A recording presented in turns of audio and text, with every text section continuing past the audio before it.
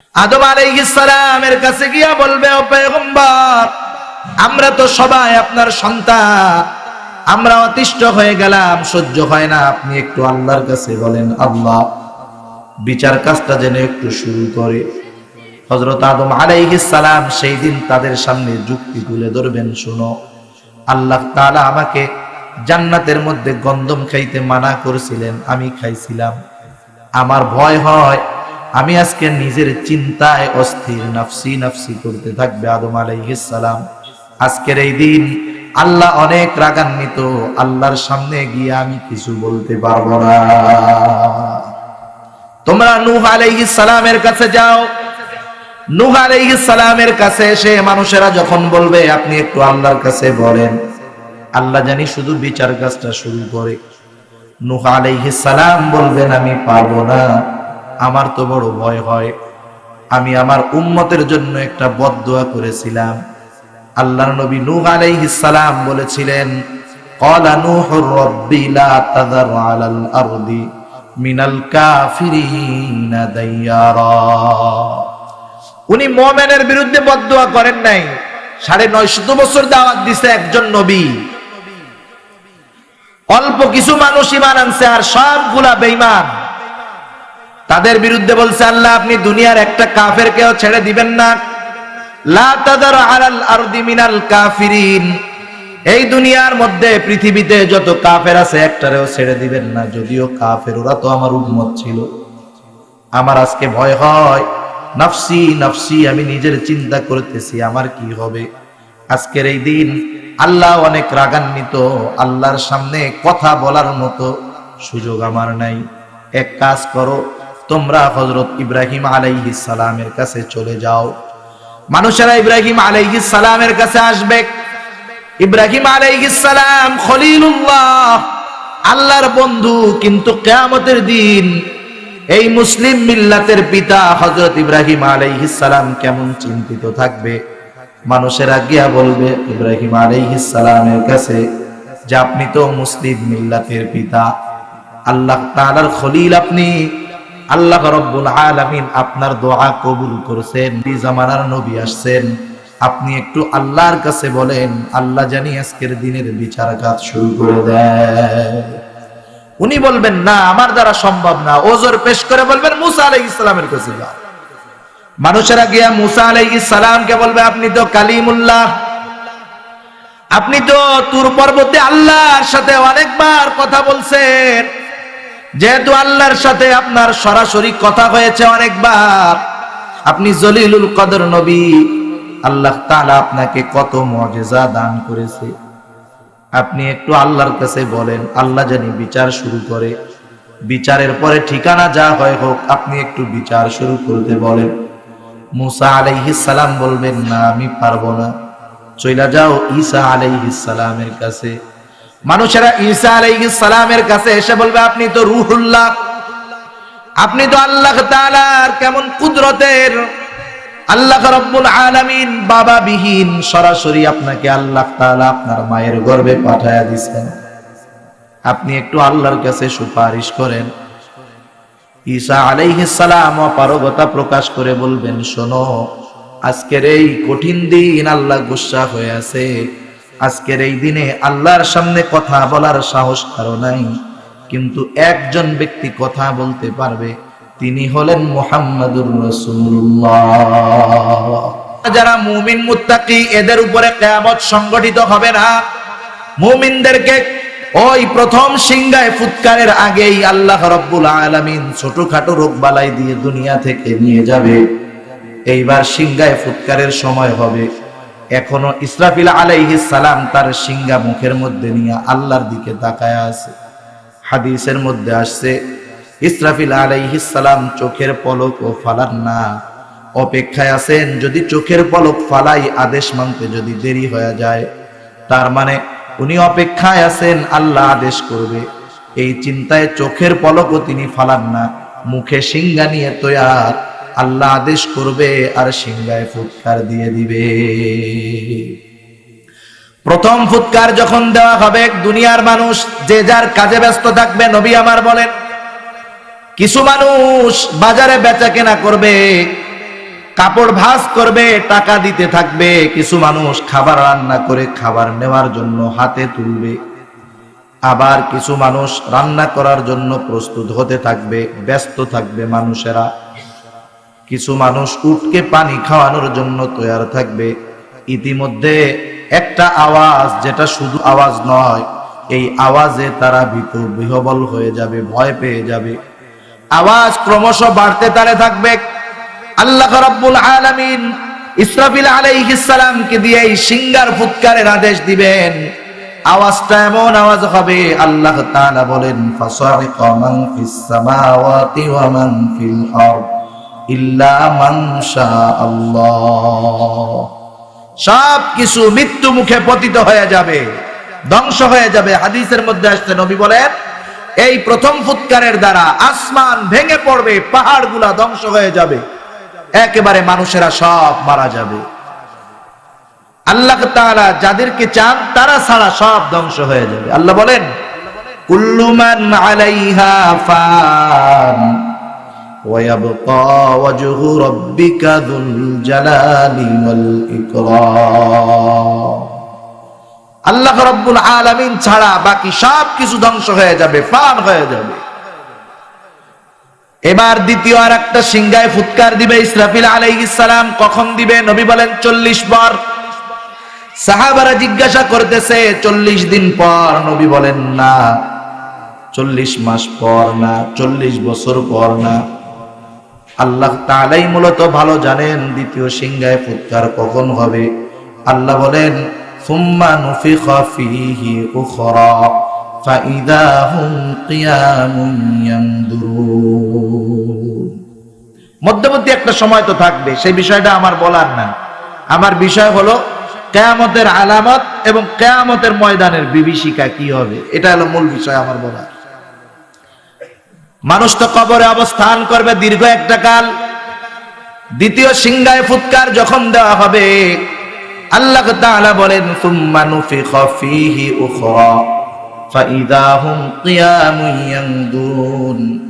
তারা দাঁড়ায় যাবে, তাকায়া থাকবে, কি হলো রে এটা?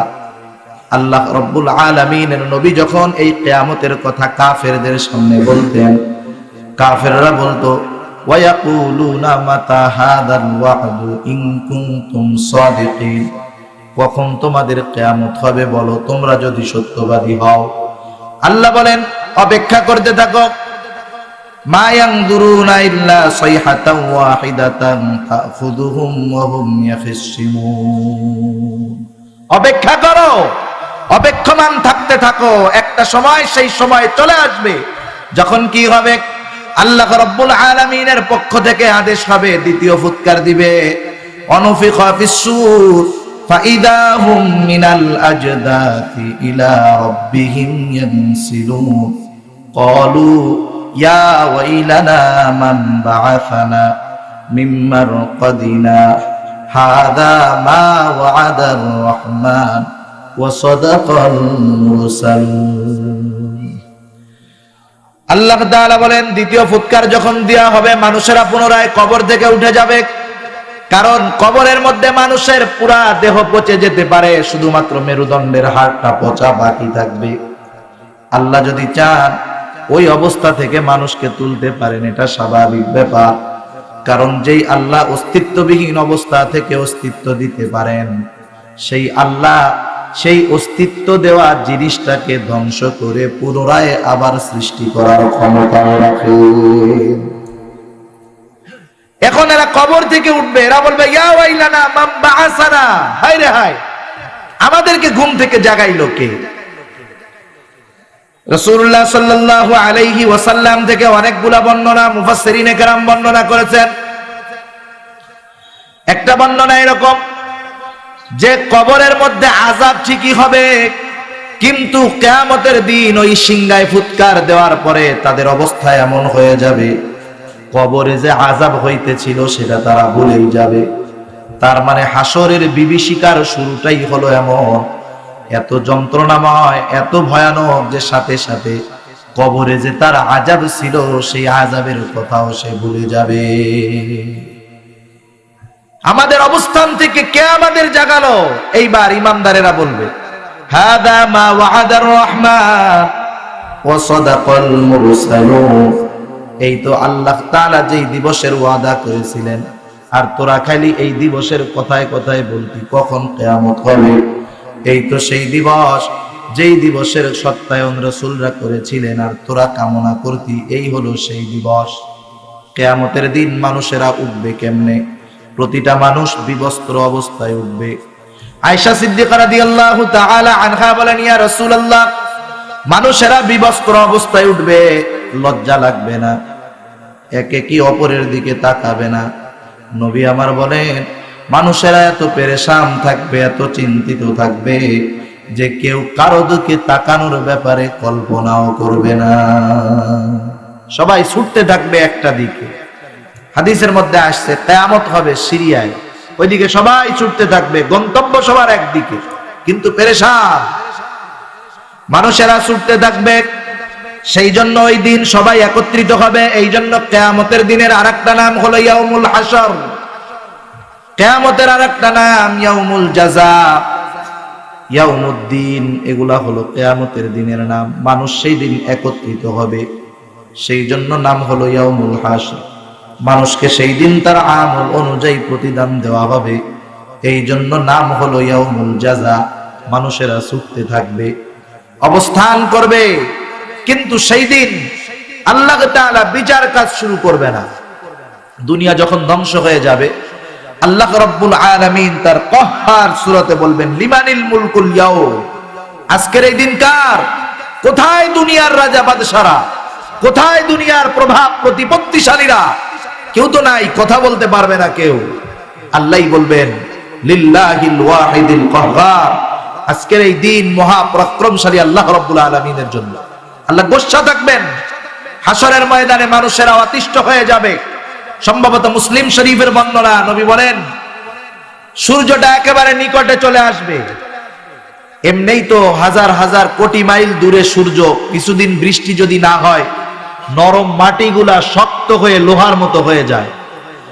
বেশি গরমের দিন ওই শক্ত মাটির উপরে পা দেওয়া যায় না, পা পুড়ে যায়।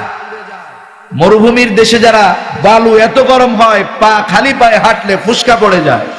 আর সূর্যটা কাছে থাকবে। বিজ্ঞান বলতেছে সূর্যের যেই দিকটাতে গরম বেশি সেই দিকটা উপরে, নিচের দিকে না।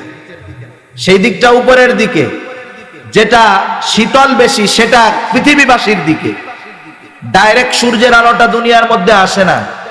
সূর্যের আলো দুনিয়ায় আসার আগে আল্লাহ অনেকগুলা ছাঁকনি দিয়া সূর্যের আলোর ময়লাগুলা, ক্ষতিকারক রশ্মিগুলা পরিষ্কার করে দুনিয়ার মধ্যে যেই আলোটা আল্লাহ পাঠান, এটা বান্দার জন্য ক্ষতিকারক নয়। এই সূর্যের আলো বান্দার জন্য ভিটামিন ডি হিসাবে কাজ করে। সুবহানাল্লাহ। সেই ভিটামিন ডি, গরমের দিন কি গরম, খালি পায়ে চলা যায় না। কিয়ামতের ময়দানে সূর্য যখন তার গরম দিকটা কিয়ামতবাসীর দিকে দিবে, তখন কি হবে অবস্থা? জমিনটা তামার মতো হয়ে যাবে। মানুষ তার অন্যায় অনুযায়ী ঘামের মধ্যে হাবুডুবু খেতে থাকবে। এই অবস্থায় মানুষেরা একে অপররে বলবে, হায় রে, বিচার কাজটা শুরু হইলেই তো ভালো হইতো, এরপরে জাহান্নাম অথবা জান্নাতে যাই সেটা পরের চিন্তা। মানুষের একটা অভ্যাস হলো, মানুষ যখন যেই বিপদের মধ্যে থাকে মনে করে এটাই আমার জন্য বড় বিপদ, সামনেরটা পরে চিন্তা করে। মানুষেরা বলা বলি করবে, হায় রে, বিচার তো আল্লাহ শুরু করে না, বিচার করার পরে ফয়সালা যা হতো হতো, এত কষ্ট তো আর সহ্য হয় না, বিচার কাজ শুরু করবে কেমনে? এইবার কিছু মানুষ বলবে, চলো আমরা আমাদের পিতা আদম আলাইহিস সালামের কাছে গিয়া বলি, আল্লাহর কাছে সুপারিশ করে উনি জানি বিচার কাজটা শুরু করায়। কিছু লোক বলবে, হ্যাঁ চলো। এইবার তারা হযরত আদম আলাইহিস সালামের কাছে যাবে। আদম আলাইহিস সালামের কাছে গিয়া বলবে, ও পয়গম্বর, আমরা তো সবাই আপনার সন্তান, আমরা অতিষ্ঠ হয়ে গেলাম, সহ্য হয় না, আপনি একটু আল্লাহর কাছে বলেন, আল্লাহ বিচার কাজটা যেন একটু শুরু করে। হযরত আদম আলাইহিস সালাম সেই দিন তাদের সামনে যুক্তি তুলে ধরবেন, শুনো, আল্লাহ তাআলা আমাকে জান্নাতের মধ্যে গন্ধম খাইতে মানা করেছিলেন, আমি খাইছিলাম। আমার ভয় হয় আমি আজকে নিজের চিন্তায় অস্থির, নাফসি নাফসি করতে থাকবে আদম আলাইহিস সালাম।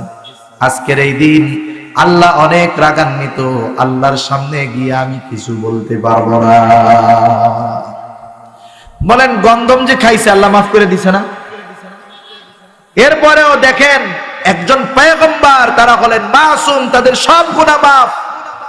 কেমন রাগান্বিত থাকবেন আল্লাহ, যে সেই দিন হযরত আদম আলাইহিস সালাম বলবে না, এই কাজ আমি পারবো না। তোমরা নূহ আলাইহিস সালামের কাছে যাও। নূহ আলাইহিস সালামের কাছে এসে মানুষেরা যখন বলবে আপনি একটু আল্লাহর কাছে বলেন, আল্লাহ জানি শুধু বিচার কাজটা শুরু করে। নূহ আলাইহিস সালাম বলবেন আমি পারবো না, আমার তো বড় ভয় হয়। আমি আমার উম্মতের জন্য একটা বদদুয়া করেছিলাম। আল্লাহর নবী নূহ আলাইহিস সালাম বলেছিলেন, ক্বালা নূহুর রাব্বি লা তাযার আলাল আরদি মিনাল কাফিরিনা দাইয়ারা। উনি মুমিনের বিরুদ্ধে বদদুয়া করেন নাই। 950 বছর দাওয়াত দিছে একজন নবী, অল্প কিছু মানুষ ঈমান আনছে আর সবগুলা বেঈমান। তাদের বিরুদ্ধে বলছে আল্লাহ আপনি দুনিয়ার একটা কাফেরকেও ছেড়ে দিবেন না। লা তাযার আলাল আরদি মিনাল কাফিরিন, এই দুনিয়ার মধ্যে পৃথিবীতে যত কাফের আছে একটারেও ছেড়ে দিবেন না। যদিও কাফের, ওরা তো আমার উম্মত ছিল। আমার আজকে ভয় হয়, নফসি নফসি, আমি নিজের চিন্তা করতেছি আমার কি হবে। আজকের এই দিন আল্লাহ অনেক রাগান্বিত, আল্লাহর সামনে কথা বলার মতো সুযোগ আমার নাই। এক কাজ করো, তোমরা হযরত ইব্রাহিম আলাইহিস সালামের কাছে চলে যাও। মানুষেরা ইব্রাহিম আলাইহিস সালামের কাছে আসবে। ইব্রাহিম আলাইহিস সালাম খলিলুল্লাহ, আল্লাহর বন্ধু, কিন্তু কিয়ামতের দিন এই মুসলিম মিল্লাতের পিতা হযরত ইব্রাহিম আলাইহিস সালাম কেমন চিন্তিত থাকবে। মানুষেরা গিয়া বলবে ইব্রাহিম আলাইহিস সালামের কাছে যে আপনি তো মুসলিম মিল্লাতের পিতা, আল্লাহ তাআলার খলিল আপনি, আল্লাহ রাব্বুল আলামিন আপনার দোয়া কবুল করেছেন, এই জামানার নবী আসছেন, আপনি একটু আল্লাহর কাছে বলেন আল্লাহ জানি আজকের দিনের বিচার কাজ শুরু করে দেয়। উনি বলবেন না, আমার দ্বারা সম্ভব না। ওজর পেশ করে বলবেন মুসা আলাইহিস সালামের কাছে যাও। মানুষেরা গিয়া মুসা আলাইহিস সালামকে বলবে আপনি তো কালিমুল্লাহ, আপনি তো তুর পর্বতে আল্লাহর সাথে অনেকবার কথা বলছেন। যেহেতু আল্লাহর সাথে আপনার সরাসরি কথা হয়েছে অনেকবার, আপনি জলিলুল কদর নবী, আল্লাহ তাআলা আপনাকে কত মুজিজা দান করেছে। আপনি একটু আল্লাহর কাছে বলেন আল্লাহ জানি বিচার শুরু করে। বিচারের পরে ঠিকানা যা হয় হোক, আপনি একটু বিচার শুরু করতে বলেন। মুসা আলাইহিস সালাম বলবেন না, আমি পারবো না। চইলা যাও ঈসা আলাইহিস সালামের কাছে। মানুষেরা ঈসা আলাইহিস সালামের কাছে এসে বলবে আপনি তো রূহুল্লাহ, আপনি তো আল্লাহ তাআলার কেমন কুদরতের, আল্লাহ রাব্বুল আলামিন বাবা বিহীন, সরাসরি আপনাকে আল্লাহ তাআলা আপনার মায়ের গর্ভে পাঠায়া দিয়েছেন। আপনি একটু আল্লাহর কাছে সুপারিশ করেন। ঈসা আলাইহিস সালাম অপারগতা প্রকাশ করে বলবেন শোনো, আজকের এই কঠিন দিন আল্লাহ গুসা হয়ে আছে। আজকের এই দিনে আল্লাহর সামনে কথা বলার সাহস কারো নাই, কিন্তু একজন ব্যক্তি কথা বলতে পারবে, তিনি হলেন মুহাম্মাদুর রাসূলুল্লাহ। তার কাছে তোমরা যাও, ওইখানে গেলে তোমরা ফলাফল পাইতে পারো। কারণ দেখেন ভাই, নবীরা নিজেদের চিন্তায় অস্থির থাকবে। সেই দিন দুনিয়ার বন্ধু বান্ধব, মা বাবা কোন কাজেই আসবে না, যেখানে নবীরা চিন্তায় আছে। এবার মুহাম্মাদুর রাসূলুল্লাহ সাল্লাল্লাহু আলাইহি ওয়াসাল্লামের কাছে মানুষেরা যাবে। আল্লাহর নবীকে আল্লাহ তাআলা মাকামে মাহমুদ দান করবেন। তারা গিয়ে বলবে ইয়া রাসূলুল্লাহ, আপনি আমাদের জন্য একটু সুপারিশ করেন। আল্লাহর নবীর কয়েকটা সুপারিশ হবে, এর মধ্যে সুপারিশ তথা শাফাআতে কুবরা হলো এটা। এমন একটা সুপারিশ যেটা দ্বারা দুনিয়ার সব মানুষেরাই কল্যাণ পাবে তা নয়, দুনিয়ার যত মাখলুক আছে নবী সহ সবার ব্যাপারে নবীর এই সুপারিশটা কাজে লাগবে। একটা মানুষ আল্লাহর নবীর এই সুপারিশের বাইরে থাকবে না, নবী পর্যন্ত। আল্লাহর নবী এইবার আল্লাহর আরশের নিচে সিজদায় পড়ে যাবেন। সিজদার মধ্যে আল্লাহ তাআলার গুণ কীর্তন পাঠ করবেন, হাম পাঠ করতে থাকবেন। নবী বলেন কতদিন কত সময় আমি সেজদায় আল্লাহ তাআলার হামদ পাঠ করব জানি না, এত কিছু কোথার থেকে শিখব। নবী আমার বলেন আল্লাহ তাআলাই আমার জবানের মধ্যে ঢেলে দিবেন কি হামদ পাঠ করতে হবে। একটা সময় আল্লাহর নবীকে আল্লাহ তাআলা বলবেন, হাবিব আপনি মাথা উঠান, আপনি যা সুপারিশ করবেন আমি আল্লাহ আপনার সব সুপারিশ কবুল করব। আল্লাহর নবীর সুপারিশ গ্রহণ হবে এমন একটা দিন, যে কথাটা বুঝাইতে চাইলাম নবীদের অবস্থা কি হবে আর আমাদের আত্মীয় স্বজন তাইলে কি করবে। আল্লাহ তাআলা একটা চিত্র তুলে ধরেন। আল্লাহ তাআলা বলেন, ইয়াউমা ইয়াফিরুল মারউ মিন আখিহি ওয়া উম্মিহি ওয়া আবিহি ওয়া সাহিবাতিহি ওয়া বানি। আল্লাহ তাআলা বলেন কিয়ামতের দিন ভাই তার ভাইয়ের থেকে পালাবে, পিতা সন্তানের থেকে, মার থেকে, বাবা সন্তানের থেকে। আল্লাহর নবী বলেন সেই দিন ভাই তার ভাইয়ের থেকে পালাবে, স্ত্রী স্বামীর থেকে পালাবে। চিন্তা করুন যে সন্তানের মোহাব্বত দুনিয়ায় কত ছিল। ওয়া উম্মিহি ওয়া আবি, বাবার থেকে পালাবে, মায়ের থেকে পালাবে। ওয়া সাহিবাতিহি ওয়া বানি, তার স্ত্রী সন্তানের থেকে পালাবে। চিন্তা করবে না জানি কোন সহযোগিতা চেয়ে বসে। এমন কঠিন এক মুসিবতের দিন, ওই মুসিবতের দিন আল্লাহ তাআলার সামনে কথা বলবেন আমার আপনার নবী। এইবার বিচার কাজ শুরু হয়ে যাবে, বিচার কাজ শুরু হবে।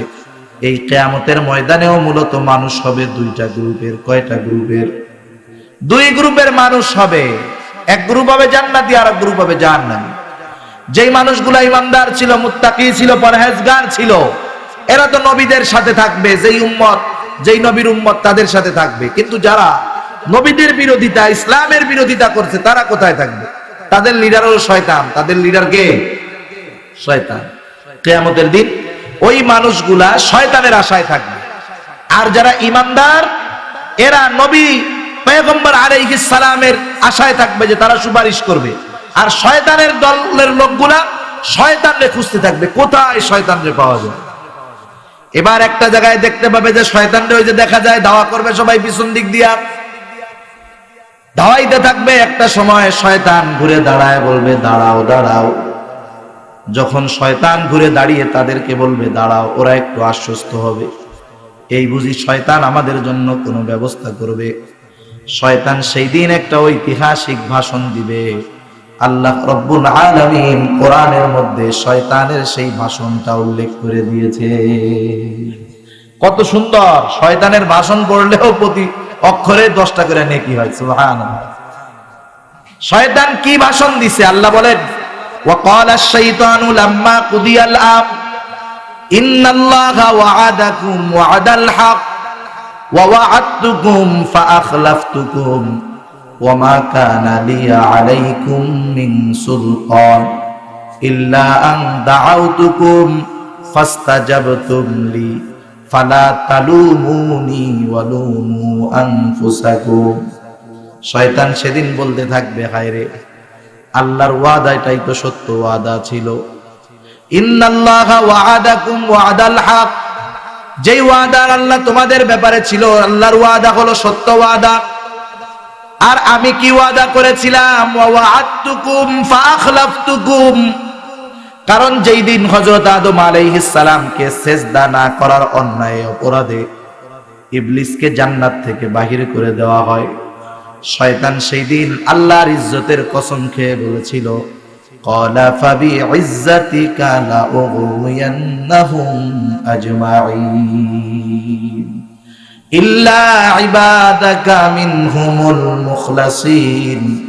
আল্লাহর ইজ্জতের কসম খেয়ে শয়তান বলেছিল, আল্লাহ আপনার ইজ্জতের কসম, আমি এই মানুষগুলাকে পথভ্রষ্ট করে ফেলব, শুধুমাত্র নেককার সালেহীন বান্দা ছাড়া এদের সবগুলাকে আমি পথভ্রষ্ট করে ফেলবো। এই ওয়াদা আমি করেছিলাম।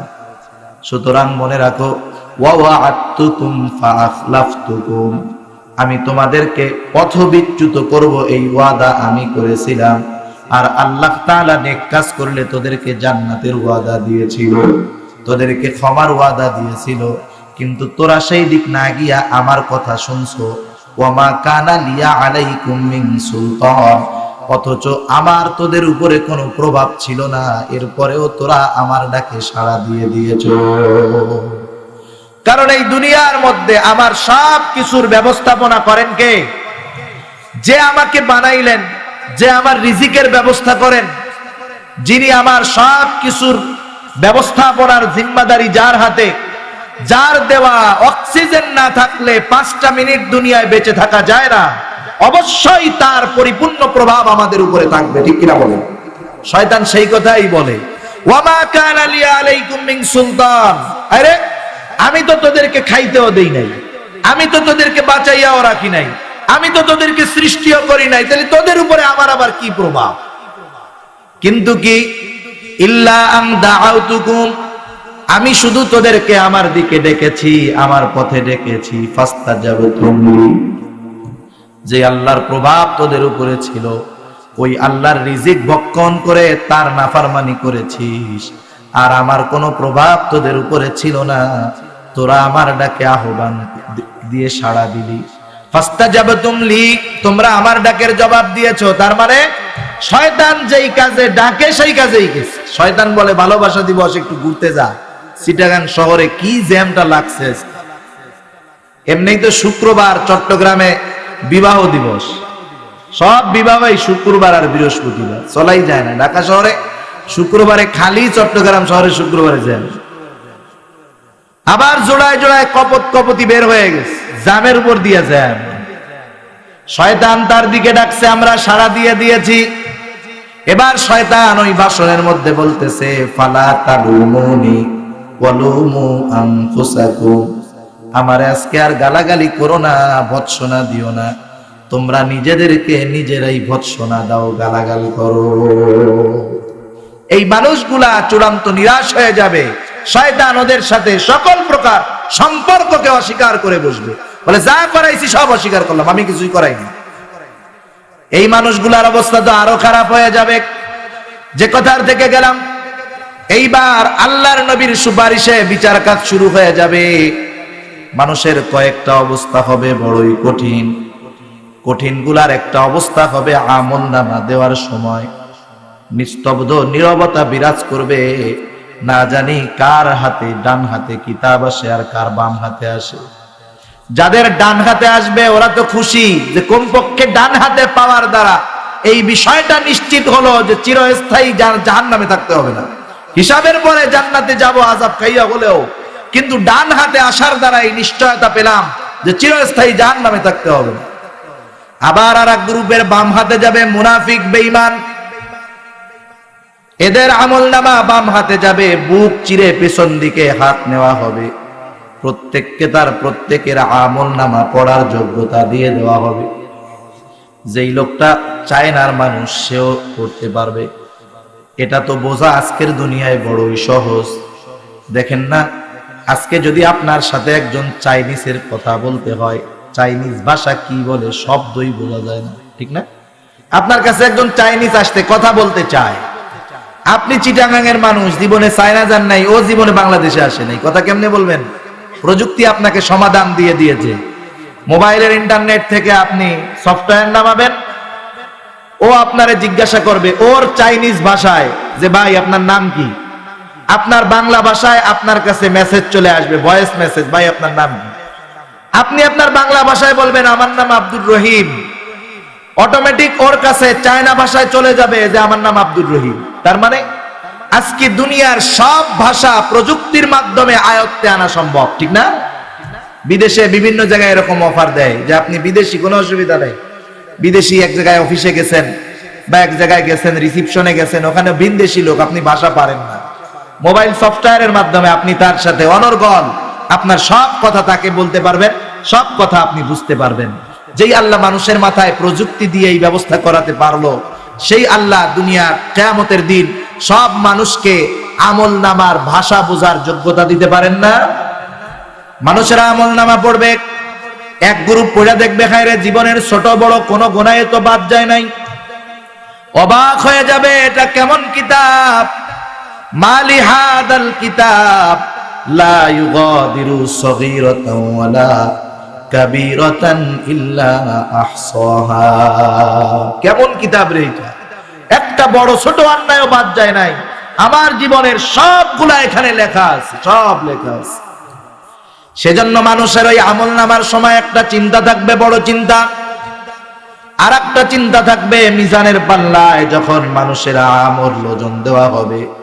এই সময়গুলা হলো কিয়ামতের সবচাইতে কঠিন সময়। কিয়ামতের দিন মানুষের আমল নামা হিসাব করা হবে, ওজন দেওয়া হবে, সওয়াব আর নেকি। মিজান তো আল্লাহ কায়েম করবেন, দাড়ি পাল্লা। যার নেকি বেশি হবে আল্লাহ তাআলা তাকে মাফ করে জান্নাত দিয়ে দিবে, কিন্তু যার গুনাহ বেশি হয়ে যাবে এর মতো কপাল পোড়া দুনিয়ায় কিয়ামতে আর কেউ থাকবে না। তার নসিব বড় খারাপ। একটা লোকের হবে ব্যালেন্স সমান, সম্ভবত তাফসীরে কাবীরের মধ্যে আছে, একটা লোকের নেকি আর গুনাহ সমান হবে, একেবারে সমান। তো তুই তো স্বতন্ত্র গ্রুপের লোক রে, একটা যদি নেকি পাও তাহলে তুমি জান্নাতে যাবা। ও বলবে আল্লাহ কি বলেন, একটা নেকি, একটু সময় দেন, আমার অনেক বন্ধু বান্ধব আছে, আমার অনেক আত্মীয় স্বজন আছে, মা বাবা আছে, কোনো অসুবিধা নাই। ওকে বলা হবে যাও একটা নেকি নিয়ে আসো। লোকটা চিন্তা করবে, হায় রে দুনিয়ায় কত বন্ধু বান্ধব ছিল, বিপদ আপদে কাছে আসছে, কত বিপদে পড়ছি, বন্ধুরা বাঁচাইছে, টাকা ধার দিছে। আজকে কিয়ামতে মুসিবতের দিন একটা নেকি যদি বন্ধুর কাছে চাই এমনিতেই দিবে। এইবার বন্ধুর সাথে দেখা হবে, বন্ধু এর চিনবেই না, তুই কেডা, তোরে তো চিনি না সব। এবার মানুষটা হতাশ হয়ে যাবে, চিন্তা করবে যাই তো স্ত্রীর কাছে, কত মুহাব্বত ছিল এই স্ত্রীর সাথে, স্ত্রীর কাছে যাবে, স্ত্রী তার স্বামীকে অস্বীকার করবে। আজকে দুনিয়ার মানুষ যেই সন্তানের জন্য আয় করে, অধিকাংশ বাবা অপরাধে লিপ্ত হয় সন্তানের ভবিষ্যতের কথা চিন্তা করে। যে সুদ খায়, ঘুষ খায়, তাকে যদি জিজ্ঞাসা করেন ভাইরে কেন এমন করে টাকা পয়সা অবৈধভাবে অর্জন করো, এত টাকা কি তোমার লাগে নাকি? ও বলবে আমার যেমন তেমন, আমি এত টাকা জমাই এর কারণ হলো আমার সন্তান জনি ভবিষ্যতে আরামে থাকতে পারে। সন্তানের কাছে যাবে, সন্তান অস্বীকার করবে, দিবে না। মা বাবার কাছে যাবে, বাবা পিতৃত্বকে অস্বীকার করবে। সর্বশেষ চিন্তা করবে আমার মা যে আমাকে 10 মাস পেটের মধ্যে রাখছে, দুনিয়ার মধ্যে একমাত্র অকৃত্রিম ভালোবাসা ছিল এই মা, এই মা হয়তো আজকে একটা নেকি দিবে। কিন্তু যখন মায়ের কাছে যাবে, মা বলবে শোনো দুনিয়ায় আমার সন্তান ছিল ঠিক, তুমি যে আমার সেই সন্তান আমার সেটা মনে নাই। সেই জন্য কিয়ামতে কেউ আপন থাকবে না, ওইখানে আমার সম্পদ আমার নিজেকে গুছায় নিয়ে যাইতে হবে, ঠিক কিনা বলেন? এজন্য আল্লাহ বলেন আল তানজুর নাফসুম মা কদ্দামাত লিগাদ। তুমি খালি দুনিয়ার ব্যাংক ব্যালেন্সের দিকে নজর দাও, কয়দিন পর পর খালি হিসাব করো না, কয় টাকা ব্যাংকে হইছে, কয় লাখ টাকা হইলো, এই হিসাব করো না। ওয়াল তানজুর নাফসুম মা কদ্দামাত লিগাদ, তুমি তোমার নিজের দিকে নজর দাও, যে ওই কিয়ামতে তোমাকে যেই সম্পদ বাঁচাতে পারবে, সেই কিয়ামতে বাঁচার জন্য কত নেক আমল পাঠাইছে। যদি থাকে তো সেই দিন কঠিন মুসিবতের দিন তুমি পাড়ি দিতে পারবা, আর যদি নেকি না থাকে তাহলে ধরা খেয়ে যাইবা। আর একটা বিষয়, কিয়ামতের ময়দানে সবচাইতে নিঃস্ব ব্যক্তিদের অন্তর্ভুক্ত হবে ওই শ্রেণীর লোকগুলাও যারা দুনিয়াতে মানুষের হক নষ্ট করত। সর্বশেষ হাদিসটা বলে আলোচনা শেষ করব। নবী আমার বলেন, একদিন সাহাবাদেরকে বলতেছেন তোমরা কি জানো কিয়ামতের ময়দানে সবচাইতে নিঃস্ব ব্যক্তিটা কে হবে? সাহাবারা বলেন আল্লাহ এবং তার রাসূল ভালো জানে। আল্লাহর নবী বলেন শোনো, কিয়ামতের ময়দানে একটা লোক পাহাড় পরিমাণ নেক নিয়ে আল্লাহর সামনে উপস্থিত হবে। লোকটা নেকির পাহাড় দেখে মনে করবে তার জান্নাতে যাওয়া কে ঠেকায়। আল্লাহ তাআলার অনুমতির জন্য অপেক্ষমান থাকবে। আল্লাহ তাআলা তাকে জান্নাতে যাওয়ার অনুমতি দেওয়ার পূর্বে ওই লোকটার ব্যাপারে কিছু লোক অভিযোগ দায়ের করবে। আয়েশা বলবে আল্লাহ, এই লোকটা আমার প্রতিবেশী ছিল, কিন্তু এর ক্ষমতা ছিল এই জন্য আমার কিছু জমি জোর কইরা দখল করছে। আল্লাহ তাআলা তাকে বলবে অভিযোগ সত্য নাকি? কিয়ামতে মিথ্যা বলার উপায় আছে? কারণ কিয়ামতে হাত পা চোখ কান চামড়া এগুলা সাক্ষী দিবে। কিয়ামত এমন একদিন, একটা মানুষ আল্লাহ তাআলার তার সামনে আমল নামা, গুনার আমল নামা তার পেশ হয়ে যাবে, তোর এই গুনাহ আছে, বলবে না আমি বিশ্বাস করি না। তাহলে কি করতে হবে? বলে গোনা যাদের দিয়া করাইছি তাদের সাক্ষী লাগবে। আল্লাহ তাআলা এবার আদেশ করবেন, ওর হাত বলবে আল্লাহ এই গুনাহ করছে, ওর চোখ বলবে এই গুনাহ করছে, ওর কান বলবে এই গুনাহ করছে। এভাবে তার অঙ্গ প্রত্যঙ্গ আল্লাহর কাছে তার গুনার ব্যাপারে সাক্ষী দিতে থাকবে, মিথ্যা বলার কোনো উপায় নাই। এইবার আল্লাহ তাআলা বলবে দাও, ওই লোকটার হকগুলা মিটায় দাও। ওই লোকটা এবার বলবে আল্লাহ এ তো দুনিয়া না, দুনিয়া হলে হক আদায় করে দিতাম। এ তো কিয়ামতের ময়দান, টাকাও নাই, এখানে সম্পদও নাই। দুনিয়ায় জোরপূর্বক যদি সম্পদ নিয়ে থাকি, এখানে থাকলে তো দিতাম।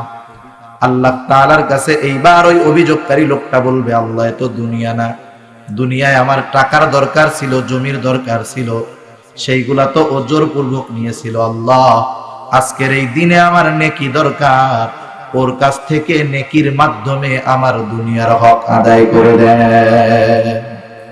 এইবার নেকি দিয়া ওর হক আদায় করা হবে। যেমন মনে করেন আপনি একটা লোকের কাছে 10 লক্ষ টাকা পান। অনেক সময় অনেক মানুষ আছে তার স্থাবর সম্পত্তি অনেক, জমি অনেক, নগদ টাকা কম, এমন লোক আছে না? ও আপনার 10 লক্ষ টাকা দিতে পারে না। 2-4 বছর যাওয়ার পরে আপনি বললেন শোন তুই আমার টাকা 1 মাসের মধ্যে দিবি, আর নাইলে বড়দিঘির পাড়ের বাজারের সংলগ্ন যেই দোকানটা আছে ওই জমির দাম 10 লক্ষ টাকা হয়, জমিটা আমারে দিবি। সালিশ বিচার হলো, মানুষেরা বললো হ্যাঁ কথা তো ঠিক, তুমি ওর টাকা দিতে পারতেছো না, তাহলে এই জমি দিয়া তুমি ওর টাকাটা শোধ করে দাও। দুনিয়ার হক নষ্ট করা হয়েছে, কিয়ামতে ওই হক আদায় করতে হবে নেকি দিয়া। কি দিয়া বলেন? নেকি দিয়া। এবার ওই লোকটা একের পর এক মানুষকে নেক দিতে থাকবে, কিন্তু যেই লোকটা বান্দার হক নষ্ট করার অভ্যাস, এ 1-2 জনের করে না, বরং অনেক জনের হক নষ্ট করে, ঠিক কিনা? একের পর এক তার ব্যাপারে অভিযোগ দিতে থাকবে, আর ওর নেকি দিয়া দিয়া তাদের হক আদায় করতে থাকবে। একটা সময় দেখা যাবে তার নেকি সব শেষ, কিন্তু অভিযোগকারী আরো আছে। আল্লাহ বলবেন দাও এদের হক আদায় করে দাও। লোকটা বলবে আল্লাহ আমি কেমন করে এদের হক আদায় করব, অন্যদের হক আদায় করতে গিয়া নেকি সব শেষ। এইবার ওই মানুষেরা বলবে আল্লাহ ওর কাছে নেকি নাই, তাতে অসুবিধা নাই, আমাদের তো অনেক গুনাহ আছে, ও আমাদের গুনাহগুলা নিয়া আমাদেরকে হালকা বানায়া দে। এবার মানুষের গুনাহ নিতে থাকবে, পাহাড় পরিমাণ গুনাহ হয়ে যাবে। অথচ দেখেন এই লোকটার আমলের অভ্যাস ছিল না, রোজা আছে, হজ আছে, যাকাত আছে, নামাজ আছে, কিন্তু মানুষের হক নষ্ট করার কারণে এই আমলগুলা দিয়া হক আদায় করা লাগছে। আমাদের দেশে এই রকম জালেম আছে না, যৌবনকালে জুলুম করছে, বুড়াকালে পিসাব সাজছে, আছে না নাই? এখন মসজিদ থেকেও বাইর হয় না।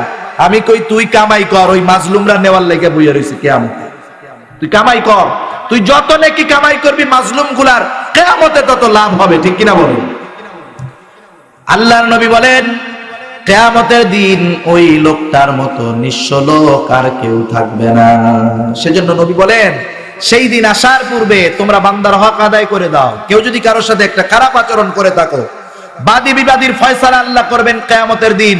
ওই দিন আসার আগে কেউ যদি অন্যায়ভাবে কথার দ্বারাও কাউকে একটা কষ্ট দিয়ে থাকো, মাপ চেয়ে নাও, নাইলে সেই দিন এই খারাপ বা কষ্টদায়ক কথাটার বিনিময়ে তোমাকে সওয়াব দ্বারা পরিশোধ করতে হবে। সেজন্য আমরা সর্ব অবস্থায় কমপক্ষে আমার ব্যক্তিগত কিয়ামত শুরু হওয়ার জন্য তৈয়ার থাকবো। তার মানে বেশি বেশি মরার কথা স্মরণ করব।